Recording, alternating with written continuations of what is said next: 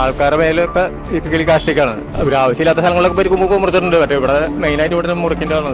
കിളികൾ ഭയങ്കര പ്രശ്നമാണ്. അപ്പൊ ആലിന്റെ മുകളിൽ ഒരു പാട്ട കെട്ടി വെക്കി, അപ്പൊ കുറച്ച് സൗണ്ടായപ്പോ കിളികളൊക്കെ പോയി. ഇരിഞ്ഞാലക്കുട, കൊടുങ്ങല്ലൂര് അങ്ങനെയൊക്കെ പോകുന്ന ബസ്സിനൊക്കെ തൃപ്പയാറ് പോകുന്ന ബസ് സ്റ്റോപ്പാണത്. ഇവിടെ വന്ന് ആൾക്കാർ വണ്ടി കാത്ത് വന്ന് മറ്റേ വണ്ടി കാത്ത് വന്നിട്ട് ആൾക്കാരുടെ മേലൊക്കെ ഈ കിളി കാഷ്ടിക്കാണ്.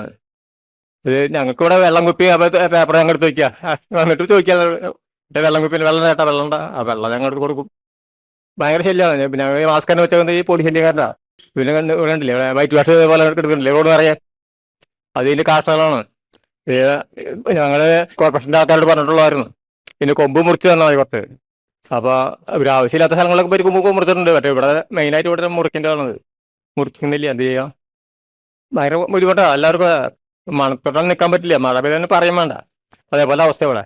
കിളികൾ ഭയങ്കര പ്രശ്നമാണ്. അപ്പൊ ആൾക്കാരുടെ തലയിലൊക്കെ ഭയങ്കര പ്രശ്നങ്ങള്, ഡ്രസ്സില് അങ്ങനെയൊക്കെ വരും. പിന്നെ വൃത്തികെട്ട മണാണ്. അങ്ങനെ ആലോചിച്ചപ്പോ നമ്മള് ഇങ്ങനെ ഒരു പാട്ട കെട്ടിയാ മതിന്ന് തോന്നി. അങ്ങനെ ഞാൻ നിക്കണ മരത്തിന്റെ മുകളിൽ, ആലിന്റെ മുകളിൽ ഒരു പാട്ട കെട്ടി വെക്കി. അപ്പൊ കുറച്ച് സൗണ്ടായപ്പോ കിളികളൊക്കെ പോയി.